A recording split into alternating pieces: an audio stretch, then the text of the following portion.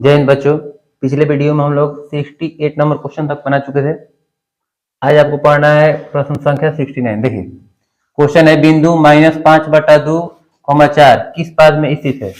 किस पाद में चाहे कहेगा क्वेश्चन किस चतुर्थांश में स्थित है। देखिए उसके लिए समझिए, इसको कहते हैं एक्स डैश वाई डैश, ठीक है ना। एक्स अक्ष पे इधर पॉजिटिव मान होता है, एक्स इधर निगेटिव होता है। यहाँ पर पॉजिटिव मान और इधर निगेटिव मान। तो पहले देखिए कोई भी चतुर्थांश, देखिए इसको कहते हैं पहला चतुर्थांश, दूसरा, तीसरा और चौथा चतुर्थांश। कभी भी निर्देशांक लिखा जाता है पहले एक्स का मान, उसके बाद में वाई का मान। एक्स का मान यहाँ पर पॉजिटिव हो जाएगा और वाई का मान कितना हो जाएगा, पॉजिटिव। प्लस प्लस हो गया, एक्स का मान माइनस और वाई का मान प्लस, माइनस प्लस, एक्स का मान देखेंगे माइनस और वाई का मान माइनस, माइनस माइनस। इसमें देखेंगे एक्स का मान प्लस और वाई का मान कितना है, माइनस, प्लस कमा माइनस। तो क्वेश्चन आपको देखना है, देखिए माइनस है और प्लस है, तो माइनस प्लस कौन है चतुर्थांश में, दूसरा, यानी कि ऑप्शन नंबर बी, द्वितीय चतुर्थांश। अगला सवाल हम लोग देखेंगे 70 नंबर सवाल है, करे कि एक्स अक्ष पर सभी बिंदुओं का कोटि होता है। देखेंगे एक्स अक्ष कौन सा है, एक्स अक्ष, एक्स अक्ष पर करे कि एक्स अक्ष पर सभी बिंदुओं, एक्स अक्ष पर सभी बिंदुओं के लिए कोटि का मान कितना होगा।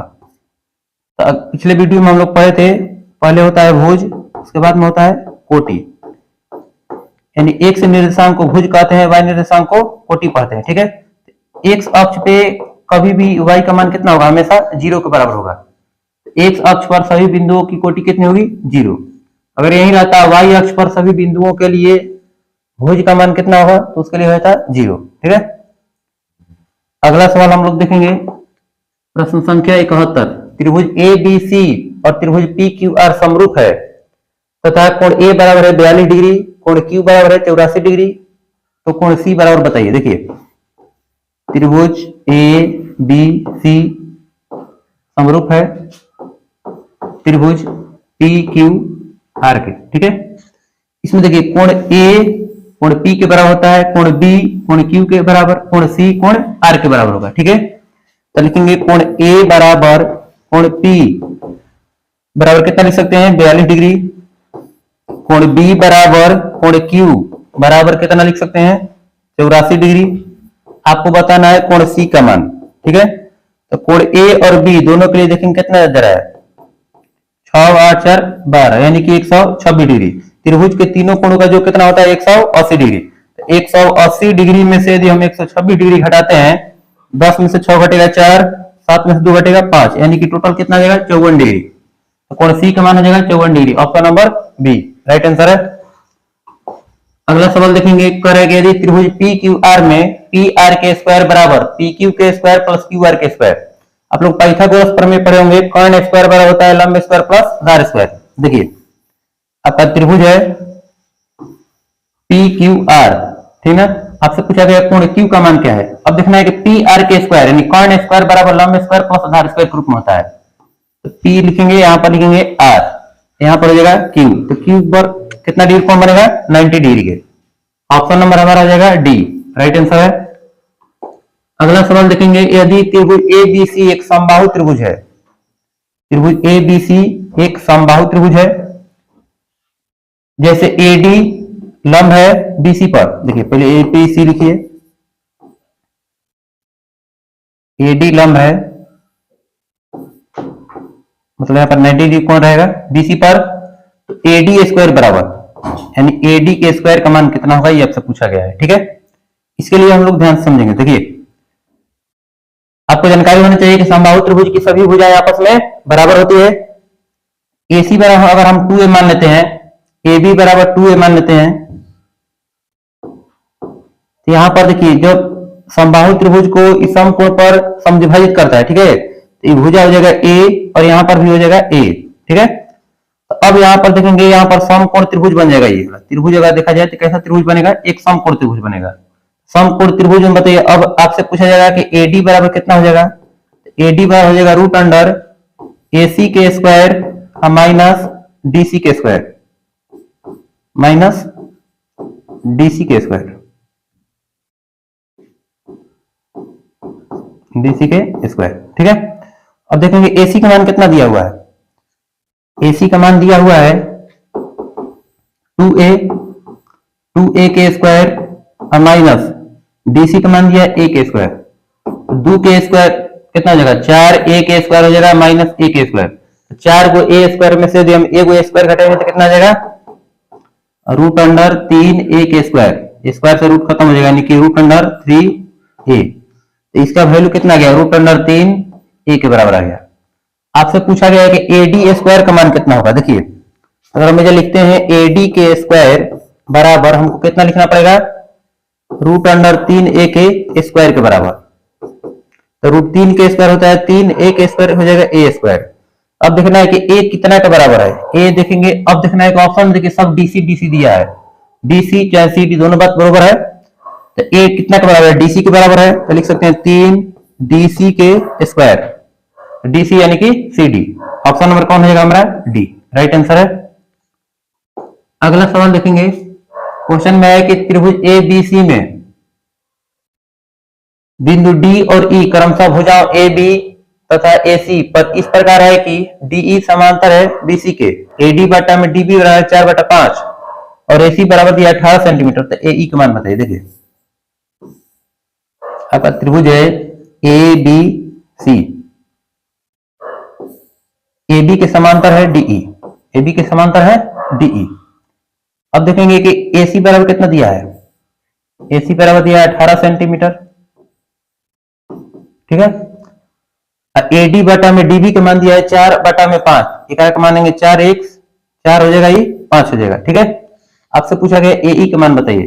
हेल्स प्रमेय के अनुसार आप लोग पढ़े होंगे AD बटा में A से D, AD बटा में AB बराबर AE बटा में AC लिख सकते हैं।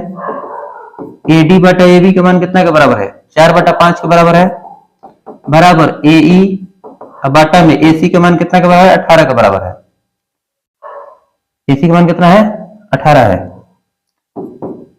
अब देखेंगे कुछ कटने लायक है कि नहीं है, सॉरी AB का मान हो जाएगा, देखिए 4 और 5 9 हो जाएगा ना, AB हो जाएगा 9, 9 से कटा सकते हैं, 9 दूनी का 18, 4 दूनी कितना आ जाएगा 8 बराबर AE, यानी AE का मान कितना आ जाएगा 8 सेंटीमीटर। Option number A. अगले सवाल की ओर देखेंगे हम लोग। समद्विबाहु समकोण त्रिभुज में प्रत्येक न्यून कोण की माप कितनी होती है। देखिए समद्विबाहु समकोण त्रिभुज में प्रत्येक न्यून कोण की माप होगी। इसका मतलब क्या होता है, समद्विबाहु मतलब होता है जिस त्रिभुज के दो भुजाएं आपस में बराबर हो, और कह रहे समकोण त्रिभुज, समकोण में होता है 90 डिग्री, इसमें भुजा बराबर भी होगा और 90 डिग्री कोण भी बनेगा यहाँ पर। अब ये 90 डिग्री कोण बन रहा है तो देखिए दोनों भुजाएं बराबर है तो उसके सम्मुख कोण क्या होती है, बराबर होती है। ये वाला कोण और ये कोण दोनों बराबर हो जाएगा। त्रिभुज के तीनों कोणों का जो होता है 180 डिग्री, तो ये 90 होगा तो कितना कितना हो जाएगा 45 डिग्री और 45 डिग्री। ऑप्शन नंबर कौन हो जाएगा, सी। अगला सवाल देखेंगे हम लोग। क्वेश्चन है कि दो समरूप त्रिभुजों की संगत ऊंचाइयां 7 सेंटीमीटर और 10 सेंटीमीटर है, तो उनके क्षेत्रफलों का अनुपात बताइए। कभी भी इस प्रकार से दिया रहता है, आपसे पूछा जाएगा कि क्षेत्रफल का अनुपात कितना होगा। 7 के स्क्वायर कितना होता है 49, 10 के स्क्वायर 100, यानी 49 अनुपात कितना 100 के बराबर होगा। Option number A right answer है। अगला सवाल देखेंगे। 4.5 सेंटीमीटर त्रिज्या वाले वृत्त पर खींची गई दो समांतर स्पर्श रेखाओं के बीच की दूरी बताइए। देखिए एक वृत्त हो गया, वृत्त के यहां पर देखिए त्रिज्या दिया हुआ है 4.5 सेंटीमीटर, ठीक है। इसमें दो स्पर्श रेखाएं इस प्रकार से गुजरा है, दो समांतर स्पर्श रेखाएं, समांतर का मतलब दोनों के बीच में अंतर का होना चाहिए, बराबर होना चाहिए। अगर हम इसको यहां से मिलाते हैं तो ये भी एक त्रिज्या हुआ, 4.5 है तो यहां पर भी कितना होगा 4.5 सेंटीमीटर। दोनों के बीच की दूरी कितना होगा 4.5 सेंटीमीटर, यानी कि 9 सेंटीमीटर। ऑप्शन नंबर सी। अगला सवाल हम लोग देखेंगे। किसी बाह्य बिंदु से वृत्त पर कितनी स्पर्श रेखाएं खींची जा सकती है। वृत्त हो गया, वृत्त के बाह्य बिंदु से हम लोग वृत्त पर कितनी स्पर्श रेखाएं खींच सकते हैं, तो 2 स्पर्श रेखाएं खींच सकते हैं, यानी option number A right answer है। अगला सवाल देखेंगे हम लोग। करें यदि O केंद्र वाले वृत्त पर PA तथा PB दो स्पर्श रेखाएं इस प्रकार है कि कोण APB बराबर है 50 डिग्री, तो कोण AOB का मान बताइए। देखिए एक वृत्त है, वृत्त का केंद्र कितना है, O है। अब कह रहे पी ए और पी बी, देखा जाता है कि दोनों में कॉमन चीज कौन है, जो कॉमन रहता है वही बाहरी बिंदु कहलाएगा। अब बाहरी बिंदु हो जाएगा ये पी, दो स्पर्शरेखा जैसे गुजर जाएगा, पी से पी ए और पी से पी बी, ठीक है। ये वाला आपका त्रिज्या कहा जाएगा। क्वेश्चन में दिया ए पी बी का मान, ए पी बी यानी यहाँ पर कोण कितना डिग्री बना है, 50 डिग्री। आपको जानकारी होना चाहिए, देखिए ये आपको जो स्पर्श रेखाएं होती है और यहाँ पर जो त्रिज्या वाली होती है, यहाँ पर दोनों कोण कितना डिग्री बनाता है, 90 डिग्री कोण बनाता है। यहाँ पर देखा जाए तो एक प्रकार का चतुर्भुज बन रहा है, चतुर्भुज के चारों कोणों का जो कितना होता है 360 डिग्री। यहाँ पर 90 90 180 हो गया, ये दोनों को जोड़ने पर कितना होता है 180 डिग्री। यहाँ पर 50 डिग्री है तो यहाँ पर कितना होना चाहिए 130 डिग्री होना चाहिए। आपसे यही पूछा गया है कोण ए ओ बी का मान बताइए, ए ओ बी जो बीच में वैल्यू रहता है वो कोण वहीं पर बनता है, कितना हो जाएगा 130 डिग्री। ऑप्शन नंबर हमारा हो जाएगा डी। अगला सवाल देखेंगे, दी गई आकृति में बिंदु O वृत्त का केंद्र है, बिंदु O वृत्त का केंद्र है तथा कोण AOB बराबर 30 डिग्री, तो कोण OBA का मान बताइए यहाँ पर कोण कितना होगा।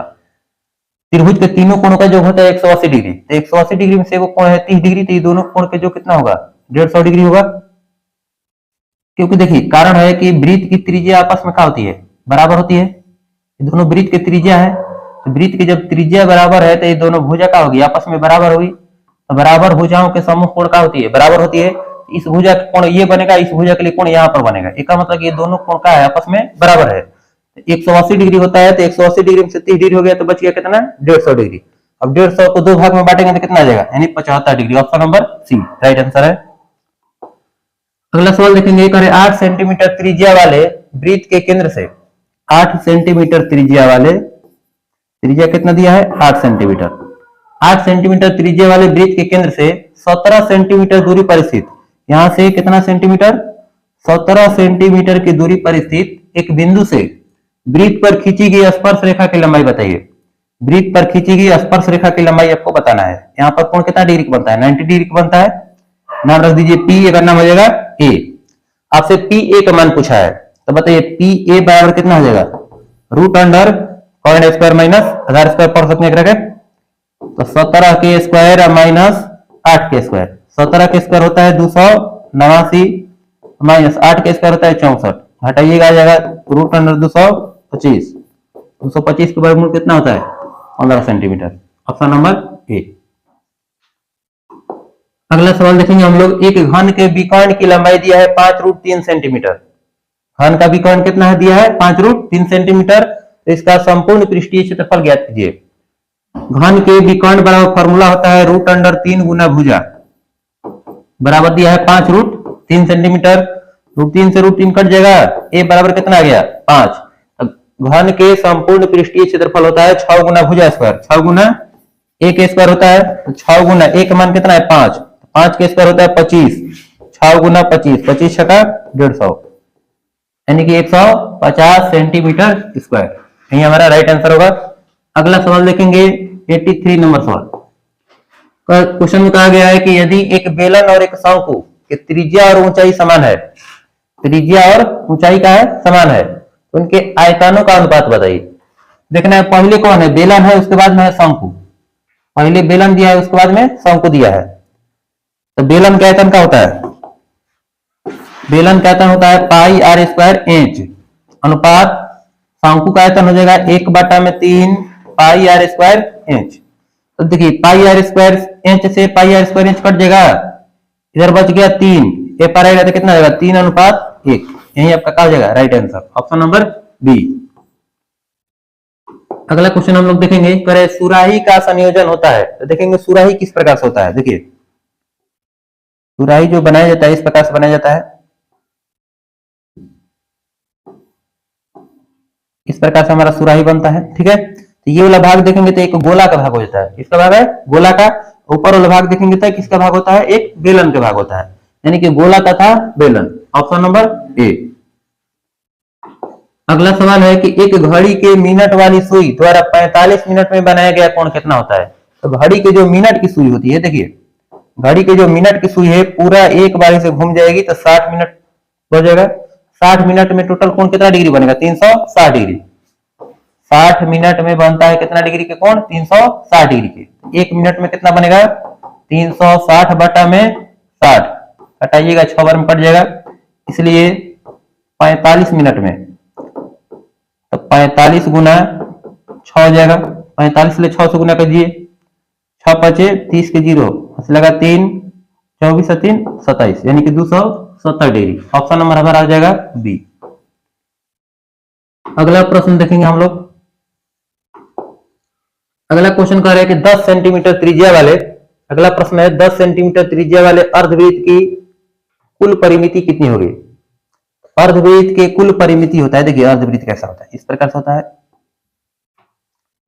अर्धवृत्त के परिमिति में देखिए ये सब टोटल आ जाएगा, यहां से यहां तक ये वाला हो जाएगा और ये वाला हिस्सा आ जाएगा, ठीक है। तो इसके लिए फॉर्मूला होता है पाई आर प्लस 2r। इसमें से अगर हम r कॉमन निकाल देते हैं तो बच जाएगा पाई प्लस 2। अब देखना है अगर त्रिज्या कितना दिया है, त्रिज्या दिया है 10 सेंटीमीटर के बराबर, तो r के जगह लिखेंगे 10 इंटू पाई प्लस 2। अब देखेंगे ऑप्शन नंबर कौन है, pi plus 2 into 10 centimetre. Option number हमारा हो जाएगा ए। अगला सवाल देखेंगे 87 नंबर सवाल है, कह रहा है कि 6 सेंटीमीटर व्यास के एक गोले द्वारा विस्थापित हवा का आयतन। तो गोला में हवा के कभी भी आयतन पूछ रहा है तो एक फॉर्मूला होता है गोला का आयतन 4 बटा में 3 पाई आर क्यू, ठीक है। ऑप्शन देख लेना है, सब अधिकतर में पाई पाई के रूप में दिया हुआ है, तो लिखेंगे 4 बटा में 3 पाई के पाई लिखना है। अब बताइए व्यास दिया है कितना 6 सेंटीमीटर, तो व्यास का अथवा होता है त्रिज्या, त्रिज्या कितना हो जाएगा 3, 3 गुना 3 गुना 3, 3 से 3 कट जाएगा, 4 3 12, 12 3 36, यानी 36 पाई। देखना है 36 भी है, 36 पाई, तो 36 पाई वाला आंसर होगा, 36 पाई घन सेंटीमीटर, यही आपका राइट आंसर होगा।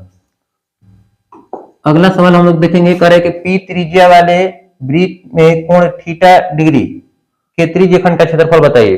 अगर त्रिज्या आर आता है तो आप लोग फॉर्मूला पढ़े थे थीटा बटा में 360 पाई आर स्क्वायर, ठीक है। लेकिन ये आर के जगह पे कितना दिया है, पी दिया है, थीटा बटा में हो जाएगा 360 पाई पी के स्क्वायर।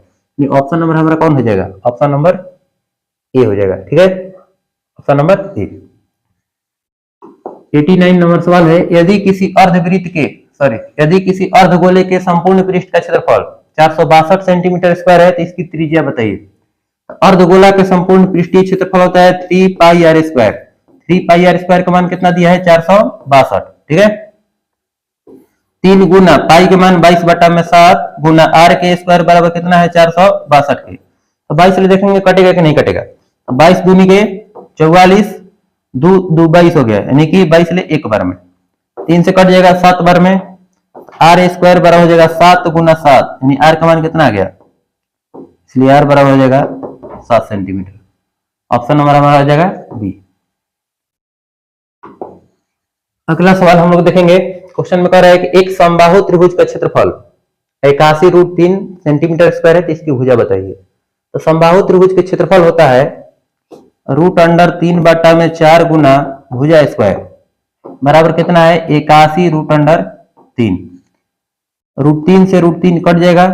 अब देखेंगे ए स्क्वायर बराबर, गुना नहीं करना है, 81 गुना हम 4 लिख सकते हैं, स्क्वायर है तो ऊपर जाएगा तो रूट हो जाएगा, ए बराबर √81 गुना 4, 81 के वर्गमूल हो जाएगा 9 और 4 का वर्गमूल हो जाएगा 2, 9 दूनी के 18, यानी आंसर हो जाएगा हमारा 18 सेंटीमीटर। Option number D. अगला सवाल देखेंगे, पहले 3 पासे की उछाल में संभव परिणामों की कुल संख्या बताइए। देखिए एक पासा को 3 बार उछालिए चाहे 3 पासा को 1 बार उछालिए, दोनों बार एक ही है, ठीक है। एक पासे पर परिणाम कौन कौन होता है, 1 2 3 4 5 6। तो एक पासा के जितने सारे पहलू होते हैं, तो पहलू के क्रम में टोटल कितने हैं 6 को पहलू है, ठीक है। 1 2 3 4 5 6। तो जितना बार उछालने के लिए आपसे कहा जाएगा उतना ही पावर किया जाता है। कितने बार उछालने के लिए कह रहा है 3 बार, 6 के पावर 3 का मान कितना 216। अगर यही 2 बार उछालने के बाद होता है 6 के पावर 2, 4 बार उछालने के बाद होगा तो 6 के पावर 4। अगर यही सिक्का उछालने की बात होता है, सिक्का के तो कितने पावर होते हैं 2 पावर होते हैं। अगर एक सिक्का को 3 बार उछाला तो 2 के पावर 3 हो जाता है, ठीक है। यानी कि इसका आंसर कौन हो जाएगा, ऑप्शन नंबर ए 216। अगला सवाल देखेंगे, यदि कोई घटना घटित नहीं हो सकती है तो उसकी प्रायिकता क्या होगी। कोई घटना घटित नहीं हो सकती, उसकी प्रायिकता कितना हो जाएगा, 0 के बराबर होगा।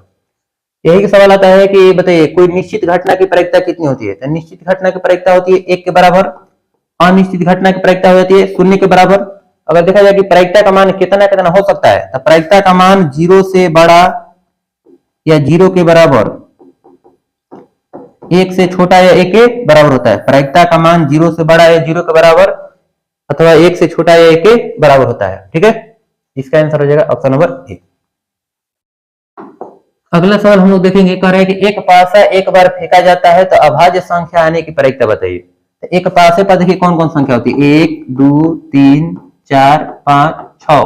इसमें अभाज्य संख्या कौन कौन है, अभाज्य संख्या 1 2 है, 3 है, 5 है। तो अनुकूल परिणाम हमारा कितना हो गया, प्रायिकता का फॉर्मूला होता है अनुकूल परिणामों की संख्या बटा में कुल परिणामों की संख्या। अनुकूल परिणाम हमारा कितना है, 3 गो।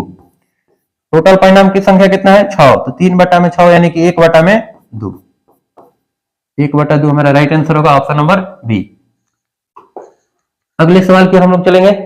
अगला सवाल है कि अच्छी प्रकार से फेंटी गई एक ताश की गड्डी में से एक पत्ता यादृच्छिक रूप से निकाला जाता है, तो इसकी काला रंग के रानी होने की प्रायिकता बताइए।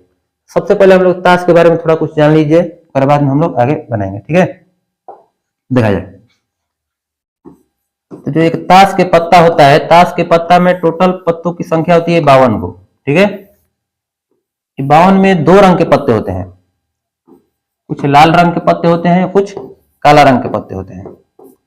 लाल रंग के पत्तों की संख्या है 26 गो, काला रंग के पत्तों की संख्या है 26 गो। एक के 2 भाग में बांट देना, आधा आधा। अब लाल रंग में भी 2 प्रकार के पढ़ना है आपको, अब ब्लैक रंग में भी 2 प्रकार के पढ़ना है। लाल रंग में आपको पढ़ना है पान के बारे में, पान के पत्ता, और इसमें पढ़ना है आपको ईंट के पत्ता, इसमें पढ़ना है हुकुम का पत्ता और चीड़ी का पत्ता पढ़ना है। अब बताइए 26 को एक का आधा बांट दिया गया, यानी कि 13 को पान के पत्ता, 13 को ईंट का पत्ता, 13 को हुकुम का पत्ता और 13 को चीड़ी का पत्ता। ठीक है, अब देखा जाए, समझिएगा ध्यान से। अब 13 को में जो जो संख्या 13 को रहेगा उसमें, वहीं 13 को इसमें, यहीं 13 को इसमें और यहीं 13 को इसमें रहता है। ठीक है, इसको याद करने के लिए देखेंगे, पान जो होता है वो भी लाल रंग का होता है और ईंट का भी रंग कैसा होता है, लाल होता है। तो पान और ईंट दोनों लाल रंग में आ जाएंगे और हुकुम का पत्ता और चीड़ी का पत्ता किसमें आ जाएंगे, काला रंग में आ जाएंगे। ठीक है, अब इसमें कौन कौन संख्याएं होती है, एक होता है इक्का, जिसे इक्का पढ़ते हैं, इक्का 2 3 4 5 6 7 8 9 10। ठीक है, इसके बाद होता है जैक, जैक में होता है गुलाम, तो होती है बेगम, बेगम या रानी, बादशाह, बादशाह या राजा। जितना 13 वो इसमें है उतना ही 13 इसमें होगा, उतना ही 13 इसमें और उतना ही 13 इसमें होगा। ठीक है, ये सब ताश के बारे में इतना जानकारी हो गया। अब आपसे देखा जाएगा, अब सवाल आपसे क्या पूछा गया है, आपसे सवाल पूछा गया है, क्वेश्चन पूछा गया है कि अच्छी प्रकार से फेंटी गई एक ताश की गड्डी में से एक पत्ता यादृच्छिक रूप से निकाला जाता है, यानी बिना देखे निकाला जाता है, तो इसकी काला रंग के रानी होने की प्रायिकता बताइए। अब देखा जाए कि इसमें काला रंग के रानी कब हो सकती है, देखिए काला रंग वाला में रानी एक हुकुम की रानी हो सकती है, चीड़ी की रानी हो सकती है। देखिए रानी की संख्या कब है, 2 गो। अब देखा जाएगा, देखिए रानी की संख्या क्रम कब है, 2 गो। तो अनुकूल परिणाम कितना होगा, 2 गो, और टोटल परिणाम हमारा कितना होगा, 52 को पता होता है, 2 बटा में 52, 2 से कटाएंगे कवर में कट जाएगा 26 बार, यानी 1 बटा में 26। ऑप्शन नंबर हमारा हो जाएगा बी।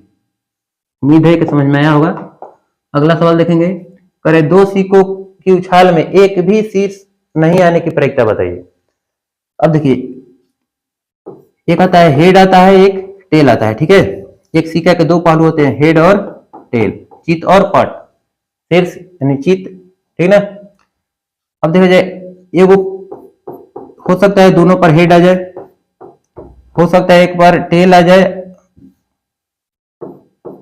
दूसरा पर भी टेल आ जाए, हो सकता है एक पर हेड आए दूसरा पर टेल आए, हो सकता है एक पर टेल आ जाए और दूसरे पर हेड आ जाए। तो अनुकूल पर टोटल परिणामों की संख्या हमारा एक क्रम का बनता है 4 गो। आपसे क्वेश्चन पूछा गया 2 सिक्कों को उछाल में एक भी शीर्ष नहीं आने की प्रायिकता है, एक भी चित नहीं आने की प्रायिकता, एक भी चित एक में देखिए नहीं आ रहा है, यानी कि कब हो सकता है इस प्रकार के परिणाम, 1 गो, और टोटल परिणाम हमारा कब है 4, यानी 1 बटा में 4। ये हमारा राइट आंसर होगा। अगला सवाल हम लोग देखेंगे, क्वेश्चन है 96 नंबर, 23, 20, 22, 37, 24, 23, 19, 22, 17, 23। इसका बहुलक आपसे पूछा गया है, ठीक है। बहुलक का मतलब जो बहुत बड़ा है। अब इसमें देखेंगे कौन बहुत बड़ा है। बहुत बच्चे अगर हम क्या करते हैं कि इसमें से देखने लगते हैं, इसमें से खोजने की जरूरत नहीं है, पहले 4 ऑप्शन देख लिया जाता है कौन कौन है। अब इसमें देखिए 23, 23 कब है, 1 2 3, 23 की संख्या 3 है। 22 कितना है, तो 22 1 और 1 2 ठो है। 19 की संख्या कितना है, 1 है। 37 की संख्या कब है, 1 है। यानी अधिकतम बार कौन आ रहा है, 23 आ रहा है। ऑप्शन नंबर हमारा जगह ए राइट आंसर है। अगला क्वेश्चन देखेंगे, यदि 5 आंकड़े x, x plus 1, x, x plus 1, x plus 2, x plus 3, x plus 4, इसका माध्य कितना दिया है, 14 के बराबर दिया है। तो पहले देख लेना है कि समांतर श्रेणी में अगर रहता है तो माध्य आपका बीच वाला पद ही होता है। 1 2 3 4 5। अब देखना है समांतर श्रेणी में है कि नहीं है, या x है, या x plus 1, x plus 2, x plus 3, x plus 4, एक एक अंक बढ़ रहा है, इसका मतलब समांतर श्रेणी में है। तो समांतर श्रेणी में है तो आप लोग को आरोही क्रम या अवरोही क्रम सजाने के लिए बोला जाता है जब भी माध्यक निकालना होता है। जबकि माध्यक निकालना होता है तो आरोही के अवरोही क्रम से जाना होता है, ठीक है। माध्य पढ़े होंगे कुल प्रेक्षणों का योग बटा में कुल प्रेक्षणों की संख्या, ठीक है। तो अब एक पूरा जोड़ करके भाग दे करके उतना के बराबर करना है, जबकि एग्जाम में देखना है कि जितने कम समय में आपको बनाना है, ठीक है। अब देखिए इस प्रकार के जब भी सवाल रहेगा तो आपको देख लेना है कि समांतर श्रेणी के रूप में है कि नहीं है। समांतर श्रेणी में जो बीच में रहेगा वही आपका क्या कहला जाता है, माध्य कहलाता है। एक्स प्लस 2 बराबर कितना हो जाएगा, 14 हो जाएगा। एक्स बराबर हो जाएगा 14 माइनस 2, एक्स का मान कितना, 12। यही आपका राइट आंसर होगा, ऑप्शन नंबर सी। अगला सवाल हम लोग देखेंगे, करें कि निम्नलिखित में से कौन केंद्रीय प्रवृत्ति के माप नहीं है। तो केंद्रीय प्रवृत्ति के माप होता है बहुलक, माध्य, माध्यिका होते हैं, जबकि नहीं होते हैं परिसर और एक होता है मानक विचलन। मानक विचलन भी केंद्रीय प्रवृत्ति की माप नहीं होती है, यानी ऑप्शन नंबर हमारा जगह ए। अगला सवाल देखेंगे, प्रथम 8 अभाज्य संख्याओं का माध्यिका क्या होगी। 8 प्रथम 8 अभाज्य संख्या कौन कौन होती है। पहला होता है 2, 2 के बाद में 3, 5, 7, 11, 13, 17, 19। देख लेना 8 हुआ है कि नहीं, 1 2 3 4 5 6 7 8 हुआ है। माध्यिका, माध्यिका मतलब होता है जिसे आप आरोही क्रम या अवरोही क्रम में पहले सजा लिया जाता है। देखना है कि बीच में कौन है, तो इधर से 3 गो बीच में कौन पड़ा जाए, दोनों। तो दोनों को जोड़ के तब बटा में 2 कर दिया जाता है। 7 प्लस 11 बटा में 2 कितना जगह, 18 बटा में 2, 18 बटा 2 मतलब कितना, 9। ऑप्शन नंबर कौन हो जाएगा हमारा, सी। अगला सवाल हम लोग देखेंगे, क्वेश्चन नंबर 6 है कि निम्नलिखित वितरण के लिए वर्ग अंतराल दिया हुआ है, इधर बारंबारता दिया है, जो बहुत बार आता है वही आपका क्या कहलाता है, बहुलक कहलाता है। करे बहुलक वर्ग का उच्च सीमा बताइए, तो बहुलक वर्ग के उच्च सीमा, तो बहुलक वर्ग क्रम कौन हो जाएगा, अधिकतम बार आ रहा है इसमें, देखेंगे अगर अधिकतम बार कौन आ जाएगा, 20 आ जाएगा। अब इस अंतराल में देखेंगे उच्च सीमा कौन है, तो पहले वाला कम कहते हैं निम्न सीमा, बाद वाला के उच्च सीमा, तो उच्च सीमा हमारा कौन हो जाएगा, ऑप्शन नंबर बी हमारा राइट आंसर हो जाएगा। यहीं तक 6 क्वेश्चन था आपका समाप्त हो गया। अगला वीडियो में हम लोग साइंस के कुछ क्वेश्चन देखेंगे। Best, thank you.